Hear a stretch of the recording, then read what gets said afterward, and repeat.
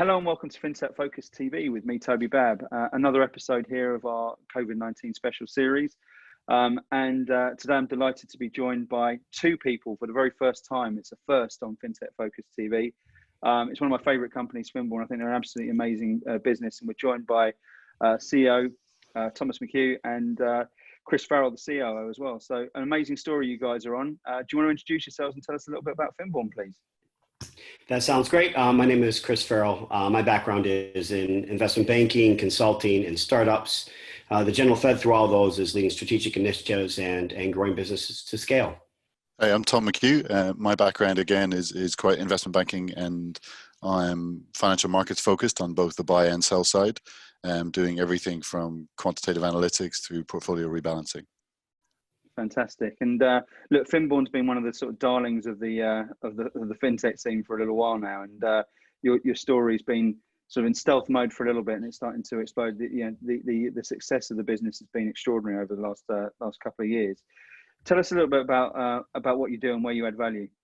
Sure. So we started the company 3 years ago with a grand ambition of structurally changing the cost of investing for everyone.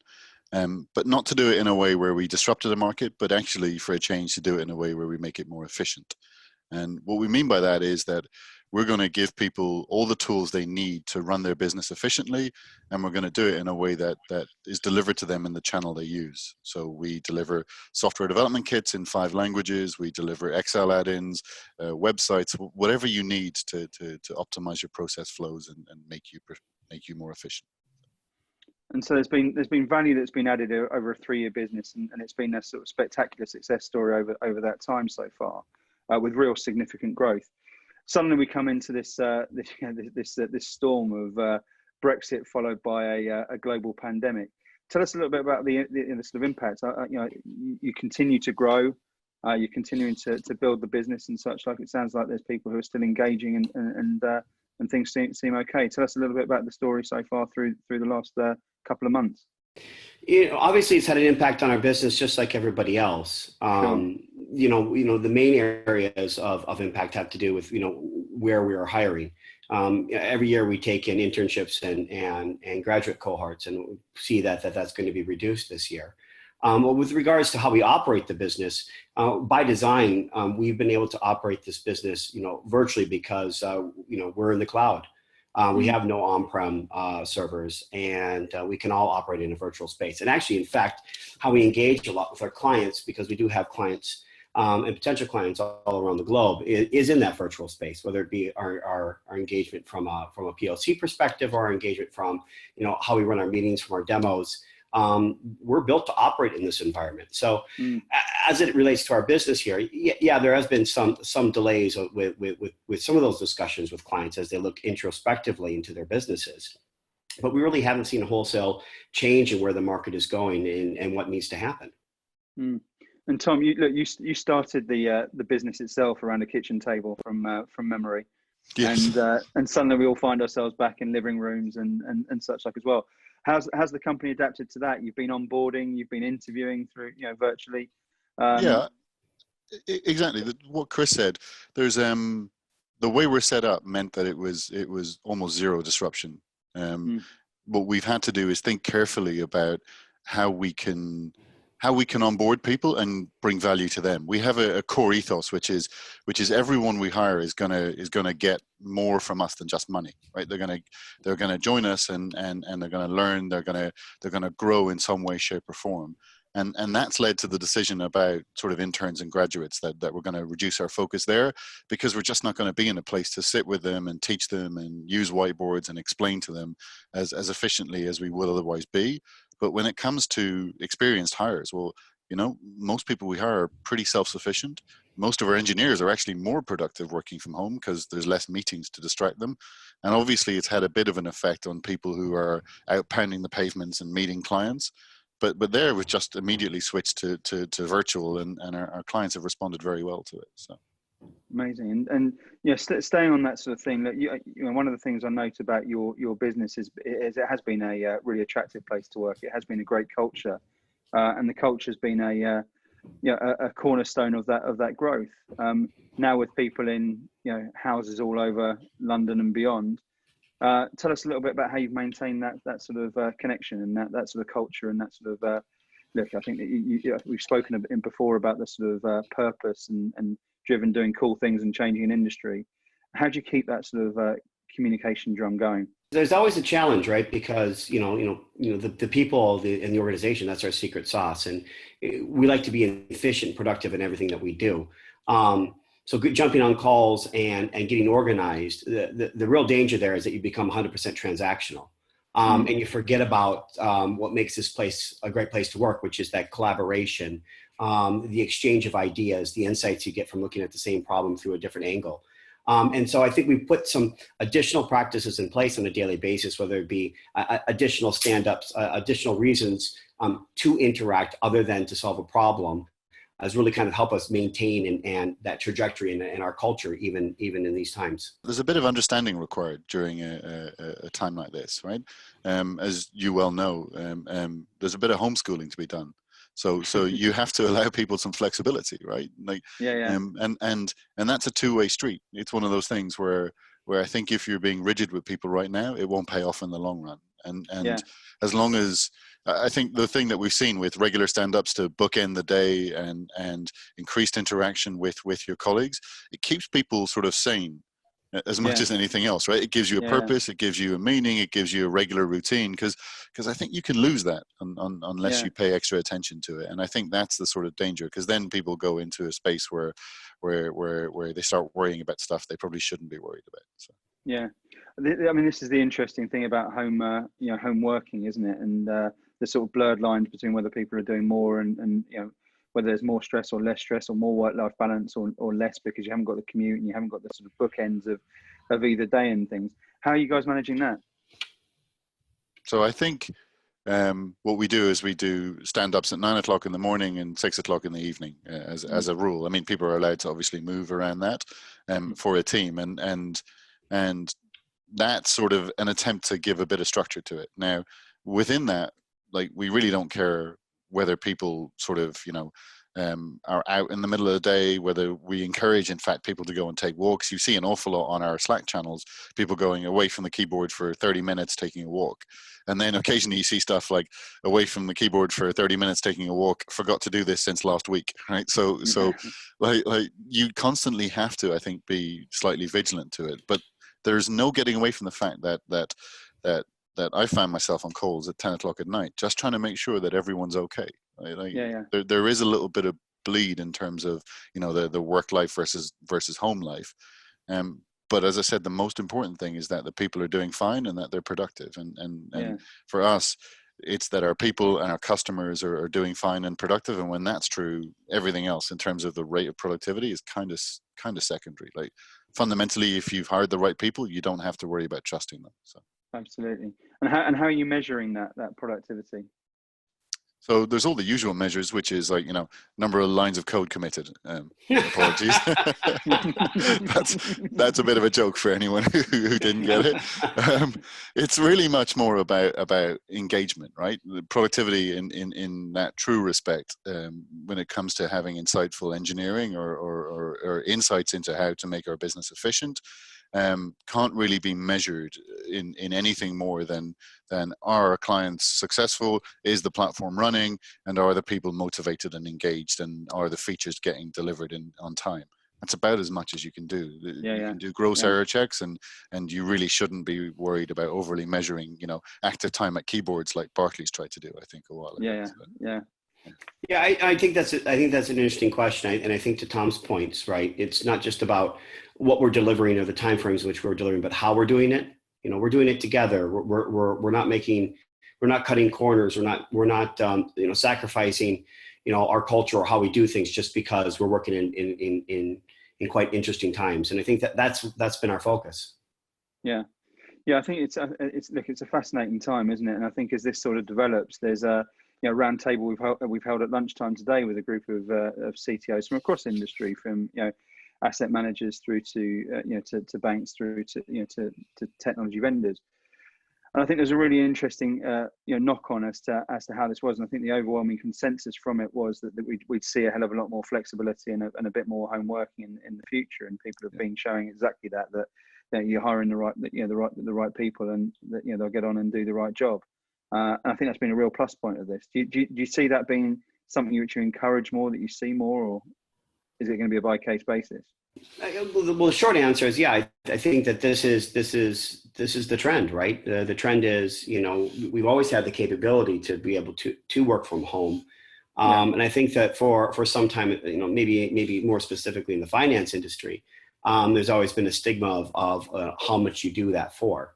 Whereas during these times, we've been working from home 100% of the time now for a while, and it works. So I can't see us going back to a situation where people feel the need to go into the office on a daily basis. And I think some jobs and some roles actually lend itself to being able to have a carve out a quiet space and get on with the business of doing their job. So I think that this is going to be a trend, not just for us, but for others in the industry.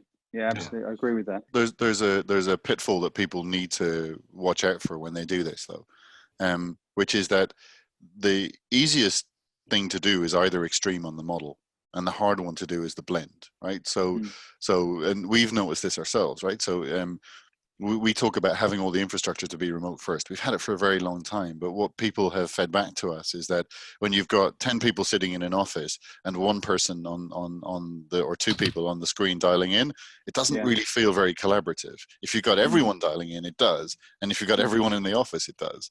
So I don't think there's still quite the right answer to that blended approach, but hopefully we'll see that sort of starting to prevail as after COVID-19. So. Yeah, it'll be very interesting to see that. I think you're absolutely right, and it's one of the things that gets overlooked, isn't it? About exactly how, as we say, and there's all sorts of things you mentioned there about the younger generation coming in and the graduate programs that you've done and such, like the mentoring if everyone's from home, and how you bring that back in. I think it's an interesting thing which still needs a little bit of development. I'm very interested to talk to you guys because I know you've been interviewing and onboarding remotely. And you mentioned there one of the most important parts of this, which is that DNA, that culture, and getting the right people and trusting the right people. Without the handshake and the whites of their eyes to the conversations, which arguably has always been overrated anyway. Tell us a little bit about how you're managing with that and the sort of innovation you're showing to make sure that you're able to bring that great onboarding experience for people, that you're able to identify talent and go through a whole process there to continue that ball rolling. So from our perspective, the principles haven't changed, right? We need to find somebody who we don't really care as much about expertise as we do about aptitude, right? And I'm sure everyone says the same thing. So we're not really that insightful from that perspective, but we really do mean it. So we don't really care what's on somebody's CV as much as the fact that they can explain it when we go looking for candidates. So if you show a curiosity for what you've done and an ability to explain it, then come and talk to us. And then what we would do is make sure that there's the right balance there, the one I talked about before. So you're going to get something from us, which is obviously, a salary, but it needs to be more than that. It needs to be like that you're actually going to learn something from us, and that we're going to get stuff from you in return, which is curiosity, development, the ability to contribute, and the ability to bring new ideas. And you can check that balance remotely. You can use tools like we do, which is Codility, to pair program with people. You can talk to them over a video conference, and you always, even over this kind of medium, you get a sense for whether people like to collaborate or they just like to talk or don't like to talk at all, right? Like, you can tell even over this kind of medium what the person is like to work with. So I think that's true, Tom. I think ultimately there's a common thread that kind of runs through all of us here at FINBOURNE, right? We're all naturally curious. We like to understand how things work. We enjoy building things. And I think that irrespective of being able to see somebody, the whites of their eyes, as you say, you can really tell that, over video conference, over the phone. Yeah. I think it's almost exacerbated, isn't it? I was reading an article earlier today, actually, which talks about the sort of Zoom fatigue in the online WebEx. I mean, we joked earlier on about the number of Teams and Zoom meetings, and I think there's some interesting statistics about the extra energy that's done from reading people and looking at the expressions and such like, and seeing all of that sort of stuff. It requires a lot more energy than a one-to-one conversation. So I think by analysing that a little bit further, what you're actually doing is just investigating, actually more invested in that particular conversation because of the nature of of that thing. I conducted an interview earlier on myself for us, and it was very, very clear very early that this wasn't the right sort of individual for for the business. And I wonder if it was because of that that nature of that one-to-one conversation that you kind of were looking a little bit more and thinking a little bit more about the question. I think it's a very interesting trend moving forward. And obviously, time will tell about the success of it. But I think it can be. I think credit to you guys, because there's been a lot of people who've just said, right, we'll sit this out, and they've lost so much time and space and energy into that, and also talent. There's been some very, very good people out in the marketplace at the moment through no fault of their own.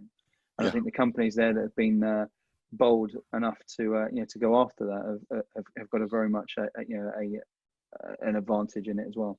Yeah, I think it's one of those things. If you genuinely believe that people are the thing that makes you special as a company, and their capability or the sum of their capability is what you have to offer, then there's no time you shouldn't be looking for the right people, right? Yeah, and that's kind of what we think. So I'm going to sort of go against the grain of the popular press at the moment, because it seems like in almost everything we watch on TV or online at the moment, that it's focused on the negative, and quite understandably that we're in a horrific period at the moment.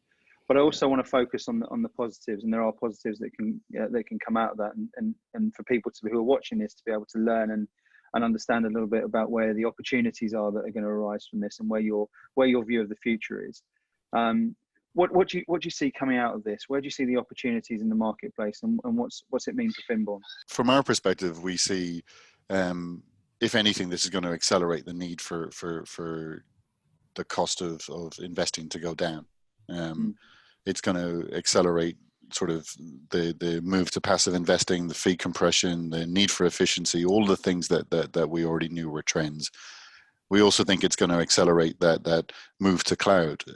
It's going to accelerate the need for a effectively hyper virtual working environment, and from that perspective, we think the trend is our friend.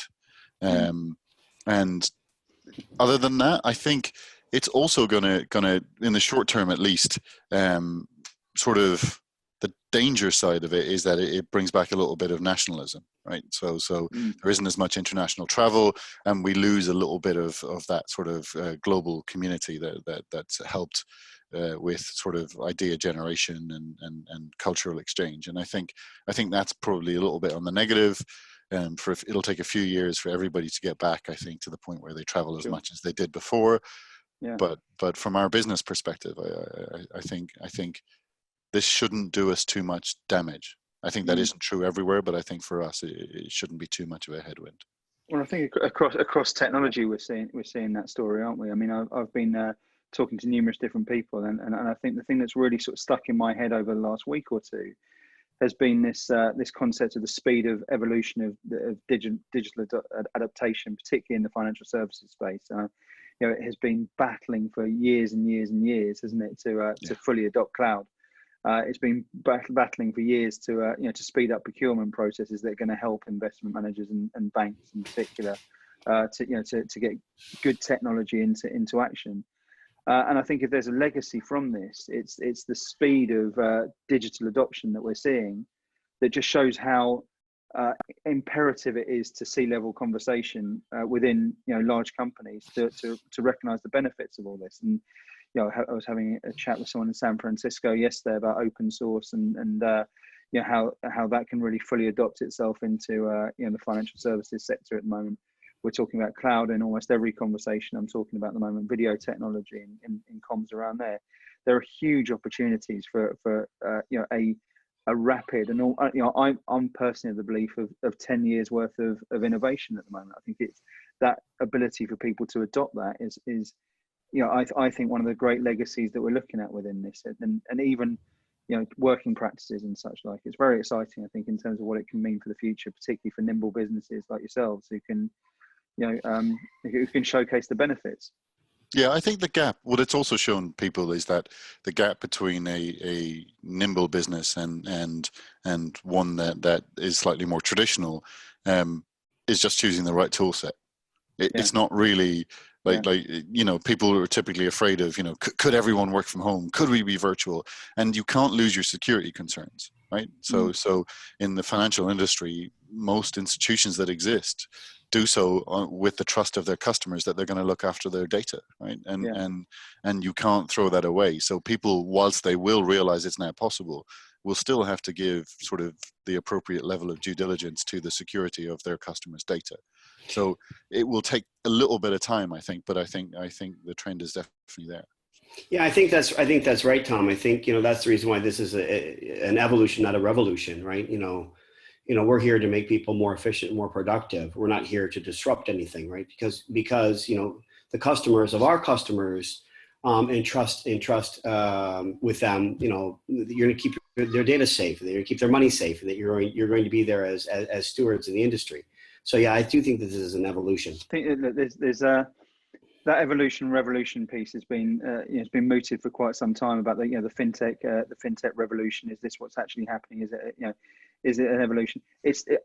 Whether call it evolution, revolution, whichever way you want to look at it, the speed of evolution has been extraordinary, and I think that's been one of the real plus points of what we're seeing at the moment about how quickly people have been able to adapt. I mean, to get workforces of the size of 7,000 people out of Canary Wharf all of a sudden and operating is actually an extraordinary feat as quickly as it happened. Necessity, the mother of all invention, isn't it? In terms of some instances, it's going to create some extraordinary opportunities for businesses who can latch onto that and provide solutions for it. Security is a big piece there that you're talking about, and we're seeing a lot of action around there. We're seeing companies and realize the need to beef that up considerably. It's probably been one of our busiest desks in terms of where headcounts are being directed. Yeah, I would imagine that what you're seeing is an awful lot of people who now have expertise in what's known as post-perimeter security, right? Which is one of those things like, how do you keep your employees secure when they have to use their own home computer and they need to log into your services and they're using Zoom and how do you make sure they're still not losing any of your data, and how do you make sure that all of your services are now accessible publicly whilst being secure? And that kind of post-perimeter security or operating in a zero trust environment is going to be paramount. Everyone now has to solve that problem. Absolutely. Well, there was a very interesting piece on that subject I read earlier on about Airbnb, I think it was, who just obviously announced fairly significant cuts. I think don't quote me, but about 1,900 redundancies over that period, over the last couple of days. And one part that I read that was interesting that pricked my ears up was they've said that they can keep their laptops. Now, in terms of security around that seems to me like another fascinating play that can be said by a CEO without thinking. All of a sudden, someone's got to mop up the governance behind it and such like. And I think that piece there of not being able to see people, redundancies happening, and the enormous Zoom is obviously very, very well documented, and they've been scrambling for that for a while. Very interesting challenges to be dealing with. Where do you see the opportunities of the next few years? Where do you see tech trends and where skill shortages are going to be from this? So in terms of the skill shortages, I really do think it's that place we just talked about. I think people who can operate in and manage a post-perimeter security environment are going to be in just enormous demand, right? It's not a trivial game to operate in, and I think from that perspective, the learning curve is it's almost vertical, and whenever you see an environment where that's true, you tend to see it followed by you see the demand, you see that the learning curve is very high. What happens is there's a skill shortage, and then effectively a spike in the remuneration for those people. So if you do want to learn a new skill, that would be the one I'd say to go after right now. I'm on it. But like you said, people can keep their laptops should you leave Airbnb. Well, actually, in terms of the customers of our customers trusting us with their data indirectly, like we operate in that world now. We literally have something where we assume that a laptop will be stolen. We assume that you need a second factor every single time we automatically encrypt hard drives. We do live in that post-perimeter security world, but not very many people we've met do that. And I can tell you now, it's a highly non-trivial piece of work to do. The other thing I think that you'll see is the continuation and somewhat acceleration of the sort of open API trends and the open software trends. So I think even vendors who have traditionally been quite closed will now move to an API world and start to allow that kind of connectivity. And I think if I could make sort of one completely out there unicorn prediction, I'd say, you know, if you could solve the single identity problem so that you know who you are between all your corporate systems and your tax systems and everything else, then I think you'd be onto a winner. But unfortunately, that's not the game we're in. So. I was going to say, FINBOURNE 2.0. Yeah. And you mentioned, you know, an interesting piece there about, you know, people pivoting into that sort of area, and it's the classic sort of thing, isn't it? About, you know, having, you know, COVID-19 recovery experts and such like, and people who are suddenly coming in as experts with 6 months worth of experience. Yeah. There's going to be companies who need to invest in that training and development, and there's going to be people who need to set people up to, you know, to learn new skill sets fast around that. You also mentioned there that, you know, this is on your radar, and it's amazing how many it's not. When there's arms races for this people, which comes off the back of that sort of conversation, and people there are trying to put themselves to the front of the queue, what do you think talent's going to look for, and how are companies going to position themselves to be attractive in that sort of space? I love a double question.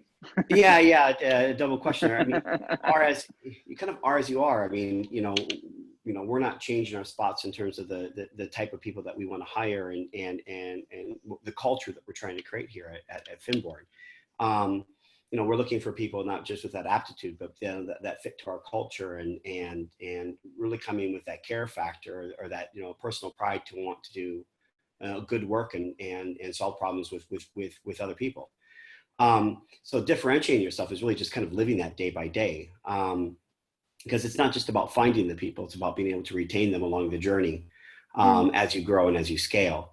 In terms of if you're a person looking for work and you want to separate yourself out from the crowd, I think a lot of it comes down to you trying to understand what risks you're solving for. You know, too often there's a playlist in any industry, but in the finance industry in particular, with regards to what good looks like. You know, being able to take a USB stick and stick it into a computer, or not being able to use my own laptop to access company SharePoints or whatever it may be, whitelisting the internet. What risks are we trying to solve for, in what order, and what kind of compromises are we willing to take? Those are the kind of people that are going to come with insights. And I think that will put them kind of heads above the rest. Yeah, no, absolutely. I think it's going to be a really interesting time for people to do that. And I do think that we can all, you know, you can speak to any economist and hear a completely different view of what's going to happen over the course of the next few weeks and months, and, you know, from night ticks to L shapes to V shapes and bounces and everything in between. You know, my personal view is that there will be a significant bounce around technology over the course of the next year or so, albeit, you know, 2020 I think is so subjective.